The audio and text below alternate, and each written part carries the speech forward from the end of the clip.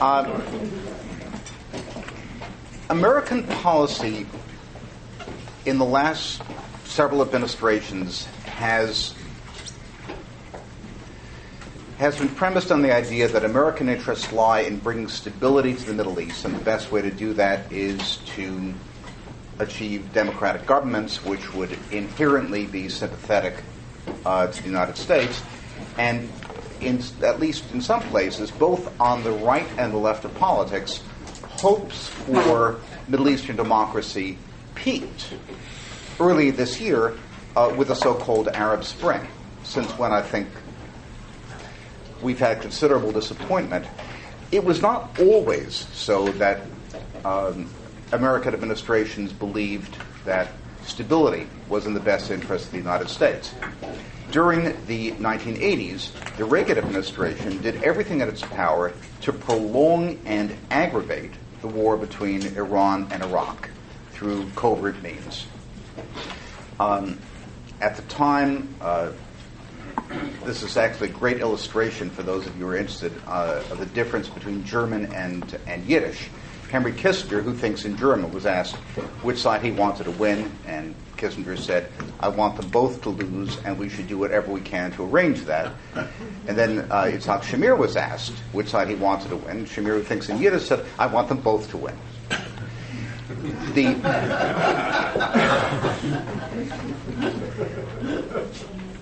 It's my belief, and in the brief remarks we have time for today, the one idea I'd like to communicate is that circumstances, whether we like it or not, compel us to return to the approach of the Reagan administration, which is to live with instability and, in some cases, exploit it in the interest of American national security, as opposed to trying to stabilize the Middle East, because no matter what we do, we will not achieve stability. The reason we won't achieve stability is because Islam is passing from infancy to senility without going through adulthood. Islamic society is in the middle of a train wreck as it encounters the modern world. The most startling observation that academic demographers made, certainly in my lifetime, perhaps in history, was the sudden collapse of the fertility rate in Iran and some other Muslim countries. But Iran is really worth focusing on because nothing like this has ever been observed in all of demographic history. And there are teams of people, including Iranian academics, trying to explain this phenomenon. Only 20 or 25 years ago, the average Iranian woman bore 7 children. It's now down to about 1.5, and among the educated stratum of society, people with a complete secondary school education or more, it's more like 1 child per person. Now, if in one generation you invert the population pyramid, you go from having a big base of children, 7 children per family, with a small number of old people, and in 20 or 25 years that turns into a small number of young people and a very large number of old people, you can take the kind of problems that concern us regarding Social Security, Medicare, dealing with an aging population, and multiply it by 100 to get an idea of what kind of economic ruin Iran faces. A country where the average person has $4,000 a year to spend cannot support an aging population. This is not my observation. It's an observation made by Mahmoud Ahmadinejad and many people in his circle. Ahmadinejad gives speeches in Persian saying, the decision of Iranian young people not to have children is an act of genocide against the Iranian nation, and it will destroy us in a generation. Inflammatory words like that, which are well justified. Now, Iran is an extreme case, but I'd like to talk about 2 other countries in this context. One is Turkey, and the other is Egypt. Islam is a religion of traditional society. It's a religion of compulsion. The most startling example of this, I think, is the fact that no devout Muslim will repudiate wife beating because it's explicitly justified by the Quran, and in fact, an entire legal and constitutional theory has been elaborated around the problem of wife beating to place it in context of Islamic society. What the Quran specifically says is that the male patriarch, head of household, is the political equivalent of the governor of a province. So he possesses the equivalent of a little monopoly of violence inside the family, just as the governor of a province has the right to inflict violence in this nested hierarchy of entities that are allowed to inflict violence. This is, of course, radically different from the Jewish idea adopted by most Christians that every individual has rights as sanctified by God, and since every individual stands in direct relationship to God, people have inalienable rights or covenantal rights, which can't be violated. The moment you take Muslims out of a traditional society, particularly women, where compulsion is, including the use of violence, is a matter of daily life, a radical change occurs. Throughout the Muslim world, we find that the moment women get a secondary school education, their birth rate drops to European levels, well below replacement. University-educated women, even lower. So in those countries like Iran and Turkey, which have a very high literacy rate, you see extremely low fertility rates, very suddenly, almost in precise proportion to the degree of education. In Iran, of course, this was not to Khomeini, but to the late Shah. In Turkey, no thanks to the Islamist AKP party, but to the Kemalist system previously. Turkey is a different circumstance. The Turks, by which I mean people who speak Turkish as a cradle tongue, have the same fertility rate as the Iranians, again, 1.5. And Tayyip Erdogan, the president of Turkey, has given speeches in Turkish saying, by 2038, our country will cease to exist at these birth rates. Why 2038, I don't know, but as good a guess as any. The problem, this doesn't show up in the aggregate numbers because the Kurds in eastern Anatolia, who are now 20% of the population, when I say Kurd, it's defined by someone whose cradle tongue is Kurdish, are having 4 or 5 children. Their fertility is roughly 3 times that of the Turks. So within one generation, at that rate, half of military-age Turks will in fact be Kurds.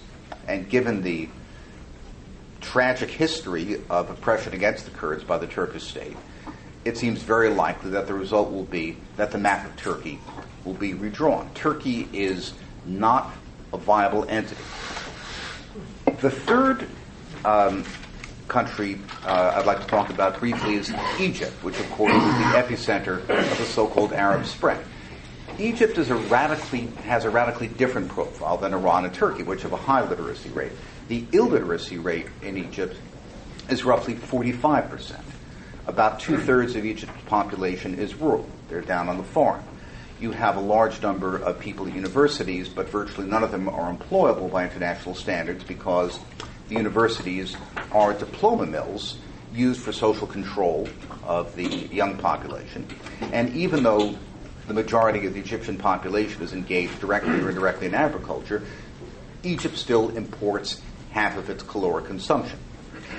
After 60 years of rule by military dictators who employed the standard tactics of dictators to maintain control, keep people rural, illiterate, and powerless, Egypt now faces an economic catastrophe of Somali proportions. The result of the Arab Spring, of course, was to destroy the Egyptian tourist business, which was its most important earner of foreign exchange. The camels that tourists used to ride around the pyramid are now being slaughtered for meat because the tourist guides can't afford to feed them anymore. And according to a report by one of the European banks last week that appeared in the London Financial Times, Egypt's foreign exchange reserves have fallen from about 6 months import coverage in February of this year to 2 months import coverage as of the moment. There's massive capital flight. The generals who run the country appear to be stealing everything that isn't tied down, very similar to what happened in Russia in 1992 and 1993, except Russia was a country that had enormous resources, a great deal of oil, went bankrupt in any case, but Russia never was in danger of starving to death. Egypt is literally in danger of running out of money at a point where 50% of their food is imported. The Western powers have acted, I think, irresponsibly doesn't begin to describe it with respect to the situation. In May, there was a meeting of the Group of 8 industrial nations at Deauville in France where Nicolas Sarkozy grandly said, well, we've got a $20 billion package for Egypt and we might double it. Since when? Not a word. The entire issue of Egyptian aid has disappeared as Europe worries about more urgent things like Greece going bankrupt and perhaps also Italy and Spain. And Sarkozy calls Netanyahu a liar. Go figure. So the problem with the Arab Spring in country, well, Egypt is an oil-producing country, but it produces a relatively small amount of oil. Countries that begin from that level of backwardness is that as they encounter a modern economy, they go into an economic nosedive from which they may not recover. I think we are likely to see a humanitarian disaster in Egypt of Somali proportions, but with 10 times the number of people in it. And I don't believe that we'll be able to do very much about it, as indeed we were not able to do very much in Somalia. We have a humanitarian catastrophe involving prospectively hundreds of thousands of deaths in Somalia. We can't get food in because it's ruled by Islamist militias and there's no way to distribute aid. So on the one hand, we have the part of Muslim society which is deeply immersed in the traditional world, kept backward by dictatorial governments, which encounters economic problems which are not solvable by means that are available to us at the moment. Certainly, one factor in this was the secular rise in food prices occasioned by the increase in grain demand from Asia. Egypt's biggest problem is that Chinese pigs will eat before Egyptian peasants. The price of grain has reached a permanently higher plateau because of Asian demand, and that exacerbates these problems. In the case of Iran and Turkey, you have countries which are still functioning. Turkey is about to go through a very nasty economic recession. I have an article about that in Middle East Quarterly coming out without elaborating. Erdogan, like many third world dictators, had the banking system lend to consumers at 40 or 50% annual rate for a couple of years, which made everybody happy before the elections, but racked up a balance of payments deficit equal to roughly 10% of GDP, which is Greek proportions. That has to be cut back now, so Erdogan's reputation as the author of an economic wizard is going to be severely tarnished, to say the least. But that's really not the major problem Turkey has. Turkey knows that it has a best used by date, roughly 25 years ahead, where it will be unable to control its ethnic mix because half of its population, half of its military age population, will be Kurds. And Iran knows perfectly well that it will undergo an economic collapse for demographic reasons, particularly as its oil starts to run out at the same time. Just when it most needs revenues, Iran will find itself with severely diminished revenues. Exactly how much is a matter of guesswork. Philip Jenkins, very famous sociologist, specialist in religion in the global south, wrote a piece in the New Republic a few years ago. He was one of the first people to notice this Iranian demographic trend and said, well, isn't this good? An Asian population is likely to be less violent. So in 30 years, Iran won't be a problem. That's probably true. But the next 10 or 15 years are going to be a real problem. Those countries that know that they have no future under the current trajectory are liable to take the most extreme kind of risks to break out of that trajectory because they have nothing to lose. the mentality of the Iranian leadership, and one does not have to base an argument on apocalyptic views of the imminence of the reappearance of the Mahdi in order to explain the apocalyptic character of Iranian thinking. I see the Iranian leadership much like the position of Adolf Hitler in the early 1940s, who believed that the Aryan race was about to come to an end, and this was Germany's last chance to make a stand in the world, or the position of the Russian leadership in the early 1980s, which knew that it was losing the economic battle to the West, and that it had a very brief window of opportunity in order to assert itself. Hence the extremely aggressive actions in Afghanistan, the menacing of Europe, and so forth. Fortunately, the United States stood the Russians down, and the Russians, as good chess players, saw that their position was hopeless, and at a certain point, Mikhail Gorbachev turned the king over and resigned the game. I don't think we're going to necessarily see that kind of rational chess-playing behavior from the Iranians or the Turks. They have nothing to lose, and if they obtain nuclear weapons, I believe it is extremely likely that they will use them against us, against the State of Israel, against the Saudis, or others. So we really are at a watershed moment. From the standpoint of the security of the State of Israel, Egypt is a much smaller conventional threat because economic catastrophe degrades conventional forces. Syria is surely not a threat because, as much of a threat, because its military is too busy murdering protesters in the street to fight Israel effectively. Certainly Hezbollah and Hamas with their rocket arsenals are a threat, but they're not an existential threat. The existential threat to Israel and threat perhaps to the existence of large American cities comes from Iran. American policy, having found that it cannot stabilize countries that are inherently unstable because they enter a train wreck as they confront modernity, is going to have to find ways to contain these problems. In the case of Iran, my preference would be a bombing campaign to destroy their nuclear capability, which at this point would not be surgical. It would probably mean decapitating the military and political leadership, destroying communications, and occasioning a great deal of collateral damage. A lot of people wouldn't like it, but I think it's necessary. In the case of Pakistan reminds me of the scene in Blazing Saddles, where the black sheriff turns up and the welcoming committee turns into a lynch mob, and he takes his gun out and says, "One more move, and the N-word gets it." Pakistan is telling us, in effect, if you let us go into instability, who knows who might get our nuclear weapons? This is a difficult one. Clearly, an alliance with India would be the right way to proceed, but after years of hearing Obama say we don't want American hegemony, the Indians are also appeasing Pakistan. It would take many moves on the political front to deal with the Pakistani situation.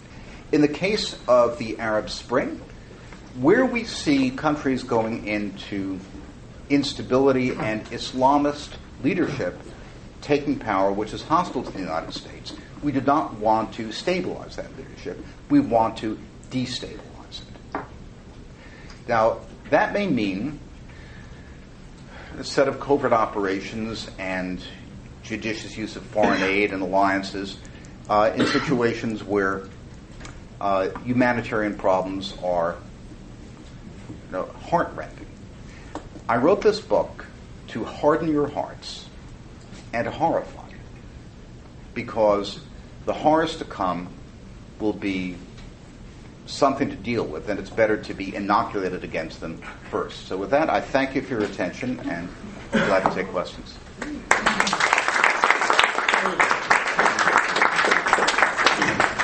Good afternoon, ladies and gentlemen. Many of you know my name is Joe Skelly. I'm a professor here in New York, and Daniel Pipes has asked me to moderate the discussion period. I'd like to begin by thanking Robert for hosting this terrific event and presentation, and also I'd like to thank David Goldman for his compelling remarks They're counterintuitive, and at the end, very sobering, but very important. So thank you very much for your comments. And thank you. We'll open it up to questions from the floor.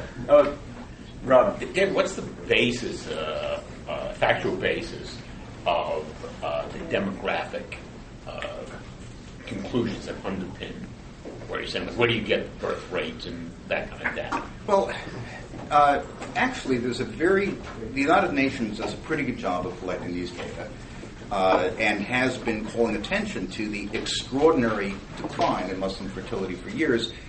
If you go to the United Nations Population Council's website, you can actually download and manipulate this data pretty well.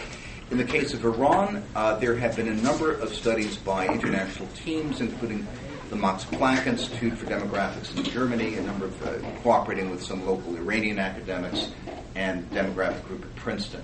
So it's all, I mean, these numbers are pretty hard and pretty well raked over. Great. You mentioned Iran and Turkey has nothing to gain. Do they see immigration as a possible, the caliphate issue as a means of getting around that population? Absolutely, but that would involve redrawing some maps. There are plenty of Turks out there, but not too many of them are in Turkey. There are another, more than 100 million Turkic peoples outside Turkey. On the border of the former Soviet republics. So it's certainly the case that in the future a wave of Turkish immigration is possible, but that would solve the problem of the Kurds in Eastern Anatolia. There already is a huge migration, sort of a joint migration of Turks and Turkic peoples from the old stands to Russia as foreign workers. Russia has probably 10 to 12 million foreign workers, overwhelmingly Turks or people from the stands working there. So, yes, so Turkey has always been a stage for migrations. It's never really been a country. And the next migration is going to probably be they lose part of Kurdistan and they try to get Azerbaijan. Yes. Yeah. Can you delve into the Iranian demographic trends a little bit more? Have you seen an increase of population growth under the Ayatollahs versus when Iran was under the Shah, when ostensibly it was more exposed to Western culture as opposed to now? I mean, well, there's a delayed reaction effect. In fact, there has been a more or less continuous decline of fertility in Iran since the 1980s, and this occurs almost in perfect lockstep with education. The Shah started a huge literacy campaign. He had something called the Literacy Corps. So young men could go to the villages and teach reading and writing instead of going to the army. So that became a significant movement. And they achieved a literacy rate, I think, close to 90%, 88, 90%. And that program continued. It was not abolished by Khomeini. So, although, yes, Iran's elites were more Western at the time of the Shah, most of the people were still illiterate. So the delayed reaction effect of modernization is now showing up in lower population trends. But something else is happening in Iran, which is quite alarming. It's probably one of the most demoralized places in the world. There were reports by the Iranian government which were leaked to the German language press, which showed an astonishingly high rate of prostitution. So prostitution is considered a normal part-time job for female university students. Opium addiction rates are astonishing. 5% of the adult population in Iran is addicted to opium, which is, I think, the highest rate in the world. Afghanistan may be high also, but it's an astonishing rate. Various other signs of social anomie are spreading. So the result of this hideous totalitarian theocratic dictatorship has been to create popular demoralization, similar to, maybe even worse than what we observed in Russia. When the Soviet Union fell in 1990, we found that there really weren't a lot of communists in Russia outside the Politburo. And there probably aren't many Muslims in Iran now outside the ruling circle and its immediate periphery. According to one report, mosque attendance in Iran is 2% of the population per week, which makes it one of the least religiously observant countries in the world, kind of at the level of Estonia. And that would also correlate with very low population. I think there's also an undercurrent of return to the traditional Iranian religion of Zoroastrianism, somebody pointed out recently. Well, perhaps, but I don't have numbers on that. No. We'll go to Robert and then over to this side of the room. Thank you for your patience. Robert. Well, this is all wonderful bad news. And always reminded of Mae West's quip, too much of a good thing is great. Can you talk a little bit about water? We've heard Daniel Pipes talk about the importance of this, and maybe you have some additional details on what's going to happen to the Nile. My understanding is that the headwaters of the sources of the Nile are not under Egyptian control. And what would happen? I gather in the Middle East, many places are running out of water. Can you perhaps talk a little bit more about water in the Middle East? Well, I think in a couple of generations, no one is going to have much business living in the Middle East who can't desalinate water in large amounts. The headwaters of the Nile has been a political issue for a long time, and American influence in places like Ethiopia could certainly be brought to bear were we to have a hostile regime in Egypt. There hasn't been a lot of discussion about it in the last few months because everyone is sitting waiting to see what happens in Egypt. I think it's really not an area of my expertise, but I think the Israeli progress in that area is another demonstration of why Israel's economy is going to do well and places like Syria are going to do very badly. Even before, one of the reasons for the uprising in Syria is Bashar Assad, in attempting to reform Syrian agriculture according to standards imposed on him by the European community in order to enter into free trade agreements, ended up leaving several 100,000 former farmers, displaced farmers, in tent cities around Damascus. Syria is chronically short of water, hasn't done enough to provide it, and the agricultural crisis in Syria is certainly a major factor leading up to the rebellion against Assad. But apart from that, I really don't have a lot to add. Sir. Real quick, we've never seen birth rate snap back, number one, and it's, I guess, bad, good news that the Arab, Muslim, Iranian birth rates are collapsing. But at least they're collapsed, and they seem to have collapsed after the West, including the U.S., with the exception of the evangelicals, Mormons, recent immigrant Hispanics. So yeah, it's happening, but it's kind of, at least they got a couple decades. Yeah, birth rates have snapped back when the cause of lower fertility was a temporary condition like an economic depression, for example. So you had very low birth rates in the 1930s, and then the baby boom afterwards. You had a lot of catch-up. In the case of the Muslim world, there is no particular temporary condition. There's no event which you can blame for the change in birth rates. There's an enormous academic literature which shows that education, literacy, is really the driving factor, and that's true whether you look across countries, cross-sectionally, or you look at different cohorts within each country. Wherever there's data, it's an extremely compelling case. So this appears to be a long-term secular trend motivated by, glacial movements at the social level. It's not clear to me how that would snap back. Regarding the United States, you can certainly make an argument that America is only the leopard with the most fingers. But I don't think that would be a completely viable argument. One of the things that liberal and conservative sociologists agree on is that faith and fertility are closely linked. People of faith have more children.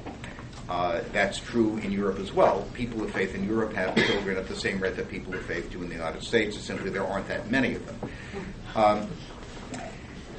There's no argument about that, and America is still a much more religious country, so it's not surprising that more religious groups, like the evangelicals, who are, after all, 25% of the population, have, I think, 2.6, 2.7 children, while mainline Protestants or loosely affiliated Catholics tend to breed like Europeans. The most extreme example, as usual, is the Jews. Secular or loosely affiliated Jews have a fertility rate of 1 to 1.2. The modern Orthodox are generally estimated at between 3 and 4, and the ultra-Orthodox, 7 or 8. So the question is, will America continue to be a religious country, or will it secularize like Europe? I don't have an answer to that. I believe that our history tells us that America is much more naturally hospitable to religion, particularly more hospitable to Christianity than Europe, because it's a non-ethnic nation. Our conception of religion was never corrupted by ethnicity, so we certainly have a shot at this. But predicting what will happen to the United States in the second half of this century clearly is above my pay grade. The one thing you can say is that the momentum is so much in our favor that you could say with certainty we'll be the only major industrial country with a larger workforce in 2050 than we have now. Japan will be down by a third, Europe by a quarter. So the idea that America is going to decline relative to the rest of the industrial world is, in my view, a silly proposition. The numbers, whatever may befall us, is going to start affecting demographic trends after 2050. Including China in that? Well, China's a very strange case because the number of highly educated, highly skilled Chinese is exploding. But the actual number of Chinese will shrink at some point because of very low fertility. But so many Chinese, 2/3 of the Chinese population are basically non-actors in the economic stage. They're very poor farmers in the interior of China. It's roughly 1/3 of the Chinese population that's created an economic miracle. So, China has 50 million classical music students, 35 million piano students. An astonishing number of really smart and well-trained people coming out of its university system. I've seen the change in those graduates over 20 years, as a hiring manager in Wall Street. So we still have a tsunami coming of Chinese talent, despite the fact that out of that 1.3 billion people, you do have major aging and shrinkage problems in the aggregate. It's a very unique case, and it's very hard to sum up all the effects. Sir, and then Matt. Yes. So all the Arab populations in the Middle East are the birth rate is going down, as well as the Turkish rate. But the Kurdish rate, they said, is not. It's going up, and the Israeli Jewish birth rate is going up. So why is the Kurdish and the Israeli Jewish going up, but all the surrounding birth rates are going down? What's going on? I think the main reason the Kurdish birth rate is so high is because most of the Kurds are very poor, very uneducated, and mired in traditional society. People in traditional society always have lots of kids, and the Kurds live in the most backward part of Turkey. I also think there's probably an element of national feeling on the part of the Kurds. They also tend to be devout Muslims, which propels that. But the Turks just haven't done a whole lot of research in Kurdish areas. I wonder why. We know what the aggregate numbers are, but we don't have anything like a longitudinal survey of attitudes. In the case of the Israelis, this certainly surprised everybody. The demographic time bomb turned out to be working in our favor, not the other side's favor. This is after Yasser Arafat told us the Muslim would overwhelm us, and Gaddafi said this, and no such thing happened. And I had lunch with a friend from Jerusalem about 3 weeks ago, and he said people are now saying, the Tel Aviv kids are now saying 4 is the new 3. It used to be if you're really nationally motivated, you have 3 kids, but now people are talking about having 4 kids. Israel is just the most happy, optimistic, positively inclined place in the world. And people love kids. I mean, you know, I think also even secular Israelis are, by other standards in the world, have more commitment to religious faith in some way than secular people anywhere else. You're saying that's nothing to do with education levels. That's we're talking nothing nothing at all. Except, of course, the Haredi don't go to university and they have tons of kids, so there's that one discontinuity. But no, Israelis of all educational levels, all income levels, are having lots of kids. But why now? Why is the rate going up now? It hasn't been. It's been, you know, it was stable for a while, but it's been going up lately. Why specifically now? I don't know. I don't have an answer to that. But I'm happy it's happening. Yeah. While your projections of numbers are encouraging, I think that out of the billion Muslims, let's say there are a billion Muslims in the world now, the problem of the world and of Israel is because of a fraction of radicals. You don't need to really have in a billion, but a fraction of the percent that are throwing the world into a havoc. Isn't the problem inherently with the Muslims? And an author by the name Irshad Manji wrote a book, The Problem with Islam Today, where she says that it is the idea that you cannot question Islam, and therefore they have never gone through a renaissance of ideas and questioning.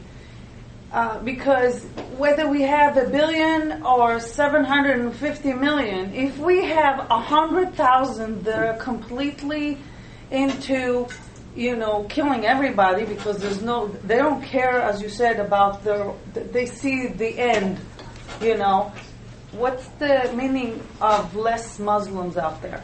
Well, you can have Somali conditions in Egypt, and it may have no effect at all, for example, in Israeli security. What are they going to do? They probably can't buy spare parts for the F-16s as it is. But if the Iranian regime acquires nuclear weapons, there's a lot that this minority can do. So the real existential threat to Israel is Iran and weapons of mass destruction, particularly nuclear weapons. If Iran gets nuclear weapons, I think it is much more likely to use them. And there's another logic too. Henry Kissinger has said on many occasions, I think in this he's exactly right, that if Iran gets them, several other powers will get them. And if you have a multiplayer game with many people possessing nuclear weapons with very poor command and control, the probability is essentially 1 that at some point they'll be used. And a country like Iran, which has an apocalyptic sense of its own prospective demise, as indeed Hitler did in 1944, deterrence may not be the solution. Deterrence worked pretty well with Russia. They were rational actors. But remember, 2/3 of German army casualties occurred in the last 8 months of the war. It's a frequent case that most casualties occur after the war is already hopeless, but people would rather die than admit they've been defeated. That was true even in the American South during the Civil War. All the more so should we worry about a regime like Iran, which knows that it's approaching its best use by and may feel it has nothing to lose. So it's all good to say, okay, the Muslims will die out and eventually, and there won't be a problem. Yes, in the very long term, they're dead and everyone else is dead, except, of course, the Jewish people, which is eternal. But in the next 10 or 15 years will be some of the most dangerous that we will live through because of this. I mean, this is not necessarily good news. It's dangerous because it's dangerous for everybody. Very serious. Yes. So recently, I guess some Iranian missile scientists and so forth have been mysteriously assassinated. I don't know who did it. I didn't do it. But according to Amir Taheri in The Persian Night, the reason Khamenei is the Grand Ayatollah is that he was 7th in line, I think, and the 6 guys ahead of him all got killed before or after Khomeini died. So what's the possibility of taking out the regime, and what would the effect of that be? My friend Michael Ledeen writes about this all the time and is very optimistic that it could be done. I really don't know. Clearly, the Revolutionary Guards are a compact force. If you have a monoculture economy where all the money comes from oil, rubs and pistachios are next. So effectively, all the money comes from oil. The government controls all the oil. One source controls all the money. They control all the guns. It's very difficult to take down a regime like that, which has that much power, even if it has minority support, even if the support is a small minority. Very hard to overthrow it from the inside. Whether it's possible, I don't know, and I certainly hope we're making every effort we can. My view is, why take chances? Take them out. Take out the nuclear capability by air yesterday. And if that happens, I mean, is it true what one reads that the Iranian population actually tends to be pro-American? In other words, if you get the regime out, Iran wouldn't necessarily be a mortal enemy. Perhaps not. There are many pro-American Iranians. There are many anti-American Iranians. However, whatever happens, Iran is facing ruin. It's not going to be important to America. It's not going to be an important country. When we took out the Soviet Union, I was in Russia extensively in 1992 and 1993. I was working for a politically connected consulting firm which pulled some strings and got me a card that said I was an advisor to the Russian finance minister I never met. We were like all the Reagan types who are running around trying to sell American free enterprise to all these other folks. Russia was in chaos. We destroyed Russia. We turned the women into whores. We turned the men into drunks. We turned everyone in power into a thief. Russia's still in. It's a dying country. We destroyed Russia. We won the Cold War and we ruined the country. And we produced, communism produced the misery, but we accelerated a decline which caused untold human suffering, and it was the right thing to do.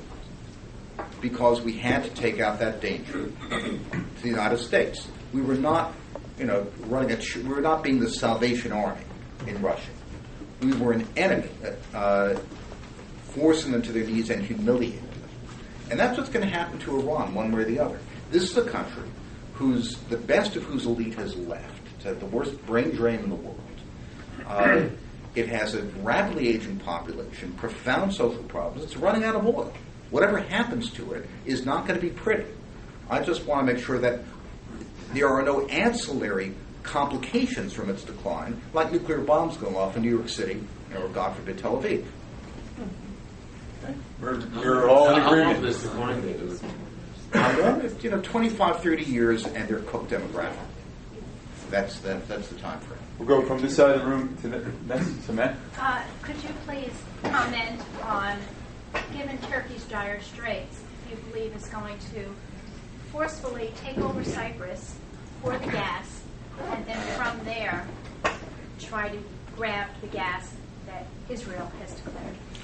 I don't think they will, simply because the United States and the European community wouldn't stand for it. It's a NATO member. There are a great number of constraints on their doing so.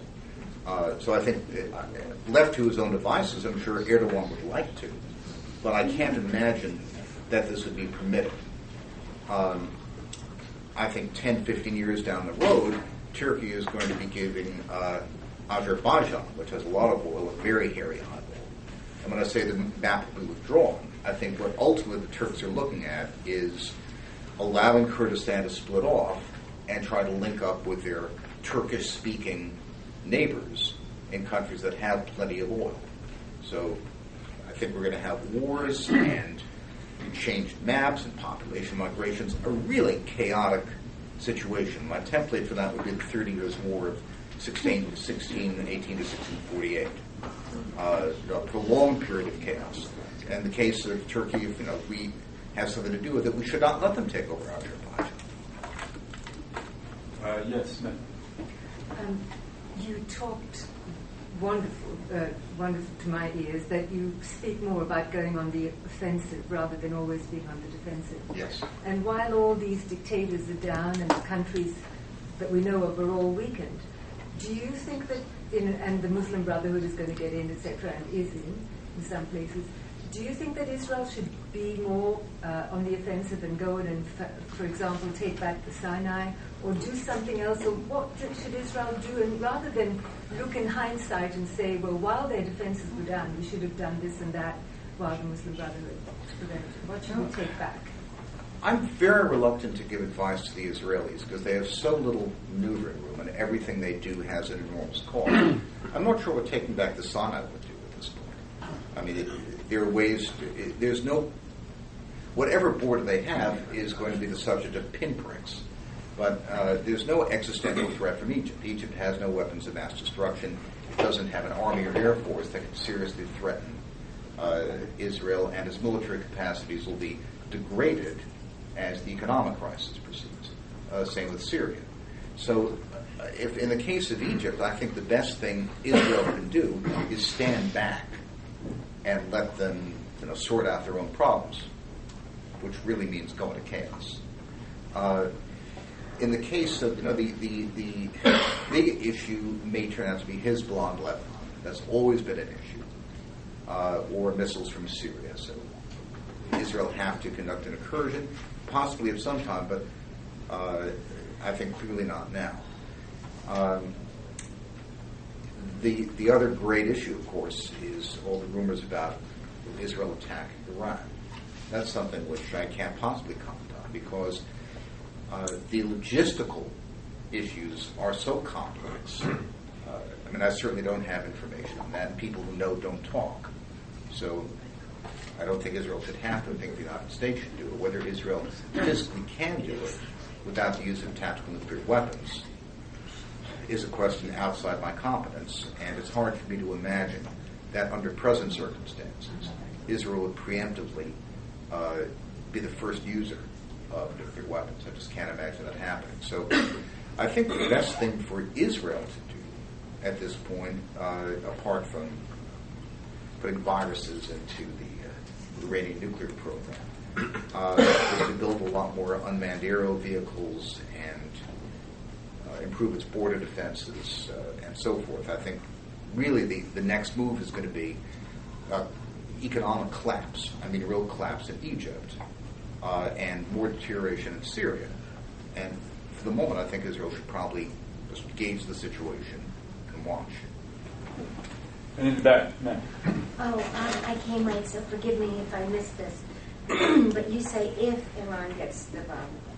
But I've heard it's not if, but when, and that estimate is anywhere from 6 months to 2 years, and it's not a long way away. And how seriously do you take, and you may have already addressed this, Ahmadinejad's repeated vow to annihilate Israel? I take it extremely seriously, and my argument was that because Iran has a very well-founded sense of its own imminent decline because of its demographic implosion, it's likely to be as suicidal, say, as the Nazi leadership was in the 1940s. And were they to acquire deliverable nuclear weapons, they almost certainly would be used against Israel, against us, or against other people. And the most urgent single item on the American agenda is to destroy the Iranian nuclear program, which I think we should do by an aerial attack starting yesterday. Do you not think that would bring in other players that may have a vested interest in Iran's hegemony in the area? Would the Chinese really be upset about it? Yes, sure they'd be upset about it. You can't please everybody. Lots of people would be really upset about it, but what is anyone going to do about it? What would be the consequence? One of the reasons, the excuses we always had for not attacking Iran was articulated most clearly by the former head of the Joint Chiefs, Admiral Mullen, in a 2009 interview with Charlie Rose, in which he said, gee, if we attack Iran, look at all these American troops we've got in Iraq and Afghanistan, they become targets, and all these American assets would be attacked by Iran. Well, yes, Iran has lots of ability to hurt us. They've got terrorism, they've got assets in Iraq and Afghanistan, they probably have sleeper agents in the United States. There's no doubt in my mind that we would take damage, that Iran would find ways to retaliate against us. But all of these would be manageable, whereas a nuclear explosion in an American city is not what we would call manageable. Okay, we have plenty of time, so we're just going to continue to go back and forth. Okay. I'm in favor of taking care of Iran, but I'm also wondering if that empowers the Saudis, and given their propensity to caliphate and education within the United States and for jihad and all that sort of thing. Do we really require a balance of power between Saudi Arabia and Iran? I agree with Tom Shamir. I want them all to win. So the Saudi regime is one of the most evil, unpleasant, oppressive regimes in the world. But they are not in any way an existential threat to the United States. They are an occasional annoyance because they pay bakshish to terrorists. Now, there are ways to discourage them from paying bakshish to terrorists. I can think of a number of them, but I'm not going to say them out loud. You have Saudi Arabia is run by 3,000 people. We know who they all are. We know where they live. Just leave it at that. Discouraging them is not a logistically challenging proposition. So let them do power and let them take advantage of Iran's decline. Then we worry about them later. Brian. Can you just discuss the Islamization of Europe and Eurasia? This is the Islamicization of Europe. This is a very, very differentiated picture. The worst problem is in England. As a matter of fact, Melody Phillips addressed this group a few years ago when she published her excellent book, Londanistan. The Pakistanis still have one of the highest fertility rates in the Muslim world at 4. And unlike other immigrants to Europe, when they come to England, they still have 4 children.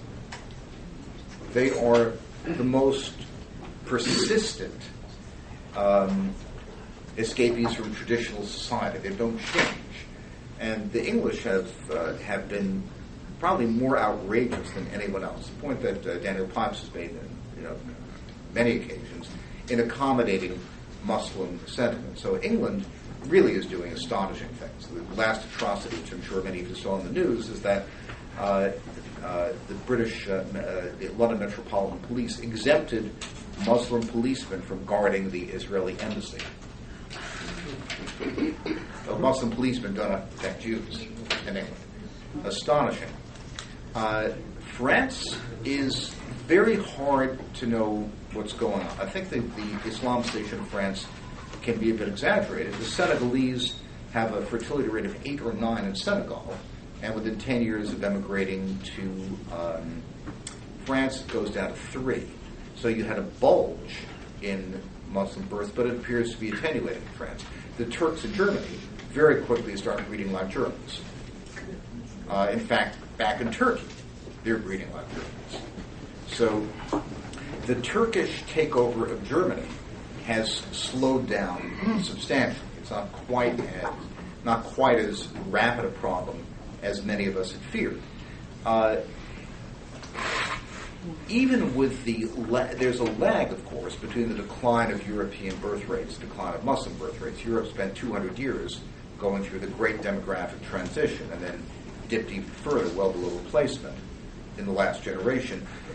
Muslim countries are going from having, huge fertility rates, 6, 7, 8, to 4, 3, 2, and in some cases down to 1.5. So simply the time lag is going to lead to a much higher Muslim population in Europe.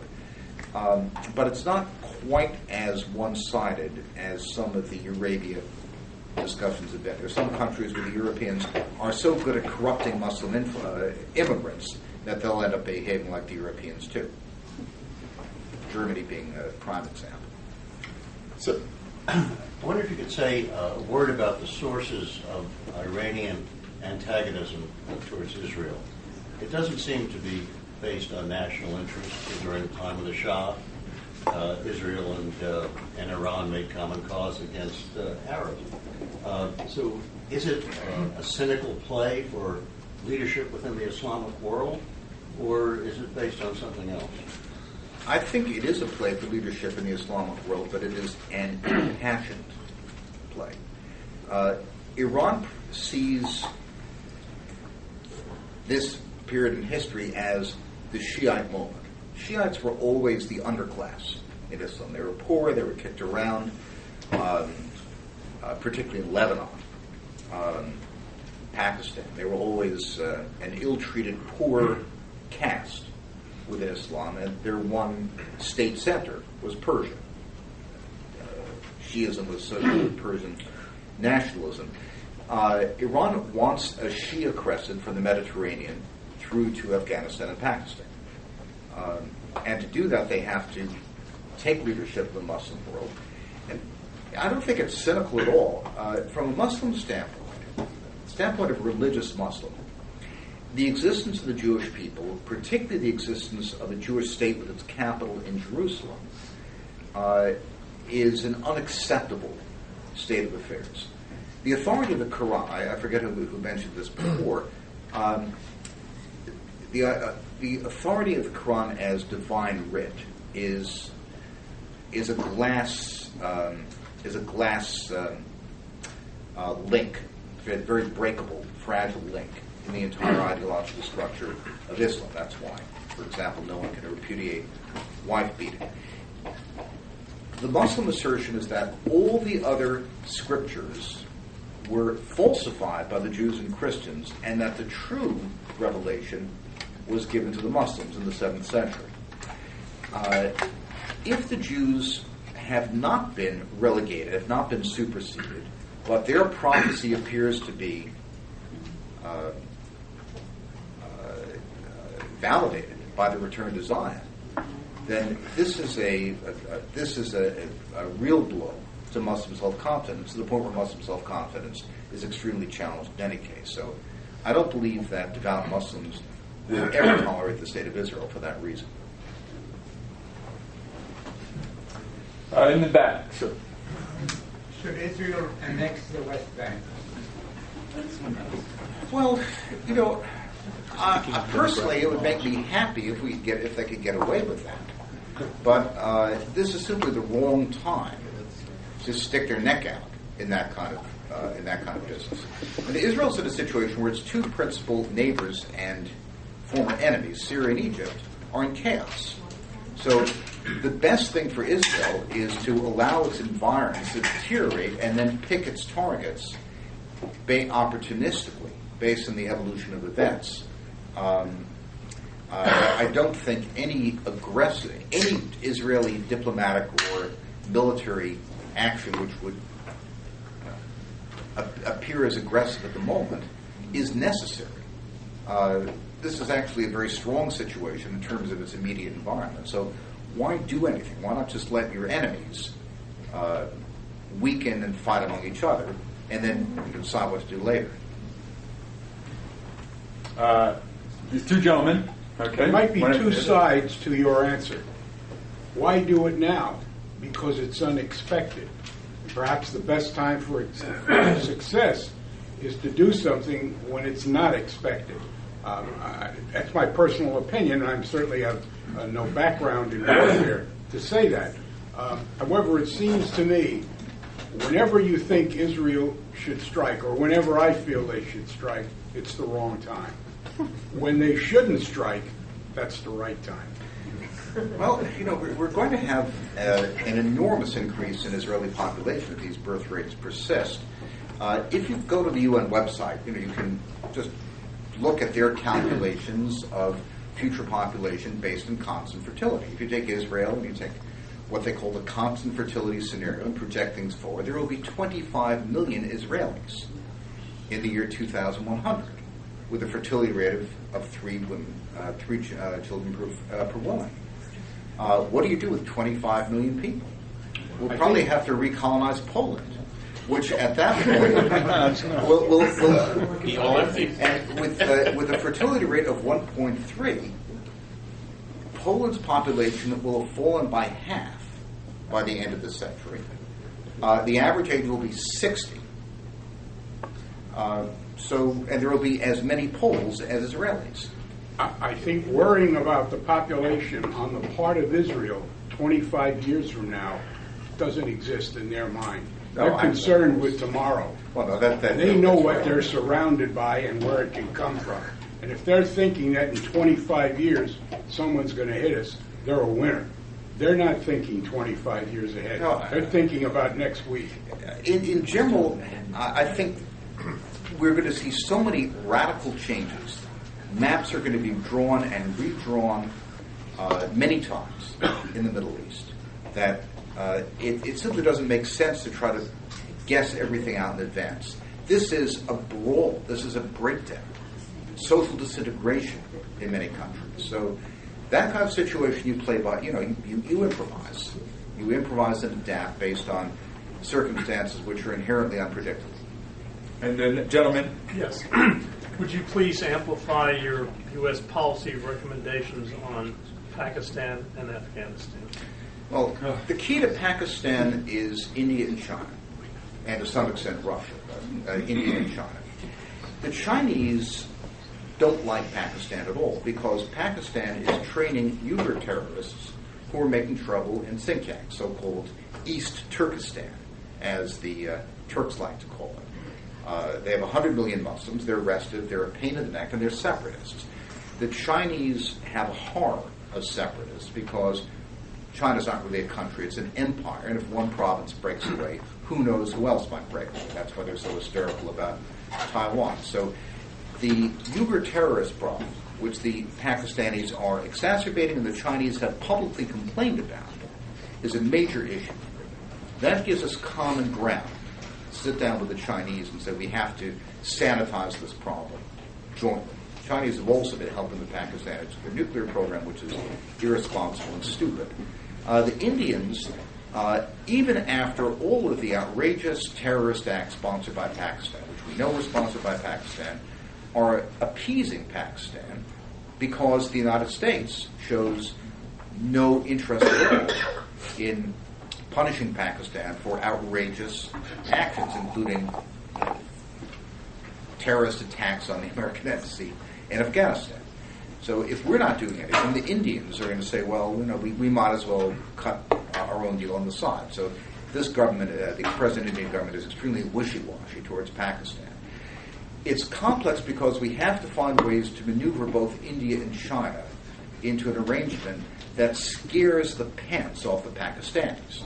They have to understand their downside is they're partitioned or they're destroyed. Our policy of Pakistan should be encirclement. We should do exactly what they fear the most. We should have brought India into Afghanistan from the beginning and scare the hell out of the Pakistanis. They have to understand we're willing to let the sheriff blow his head off. They have to be really afraid of us. That we are willing to put them into existential risk. But it's not that easy to do that ourselves because we're not the only actor in that part of the world. So it's a complex problem. Ultimately, India and China have interests that at least coincide with us sufficiently for this to be possible diplomatically. But it's a complex equation, and it's hard to do because after all these years of the Obama administration saying, there's no American exceptionalism, that's like Greek exceptionalism, we don't want to run the world, we don't want hegemony, we don't want balance of power, we want to be like a humanitarian NGO. We've got a lot of repair to do in terms of our strategic position to get to the point where we can do that to Pakistan. So pardon the long answer, but it's a complex problem. How about Afghanistan? Could you just follow up on Afghanistan, just seal the border and forget about them. I mean, there's no possible way of stabilizing that mess. We should have special forces operating there. An 80 tribal leader with 100 guys who wants to fight another tribe, we should get some AK-47s to. As many have said, you can't buy a tribe, you can rent them. Yes. we have a comment, and then Hillel in the back. I just want to address your question about the Israeli demography. The Israelis are very, very sensitive to their demography and to the growth of their population, and they do many, many population studies. But the problem within the Israeli population is the biggest growth area is in the ultra religious groups and in the Arab sector, and neither one of them serves in the army. Well, the latest research shows that the secular population in Israel is also growing very quickly. And the secular, if I recall, the secular fertility rate, when you say secular, it means someone who's not ultra-Orthodox, basically, or not national religious. But secular fertility rate is non-Haredi Jewish fertility rate is around 2.6, 2.7. About the same as the American evangelicals. Now the Haredi are at 7 or 8, but they're still a relatively small part of the population. So most of the growth is actually coming, most of the numbers of babies are coming from non-Haredi. What's the attrition rate among Haredim? So of those 7 or 8 children, how many of those children become secular? I don't know. Negligible. It's probably very negligible. It can't be much. We have time for 2 more questions. It's the same thing as here. Look at the Orthodox populations here. Hillel and then sir.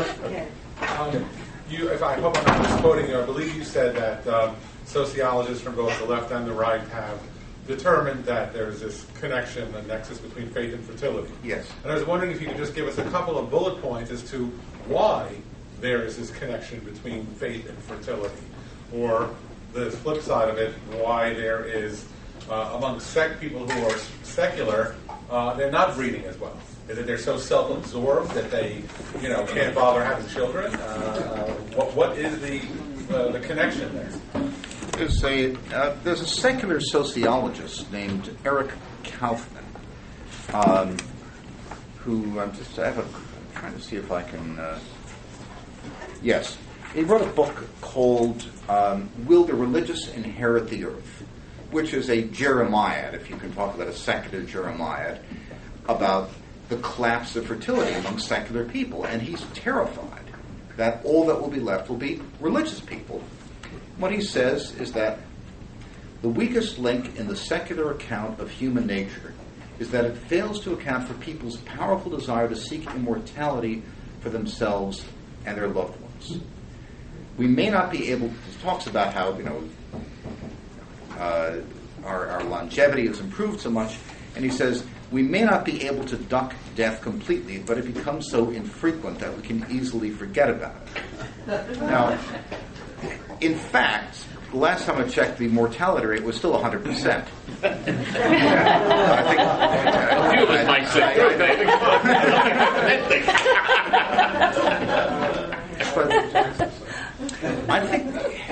I think he's exactly right that human beings are not Hobbesian man who's interested in self-preservation as an individual, and we're not Freudian man who's interested in sex, and we're not Adam Smith man who's interested in money.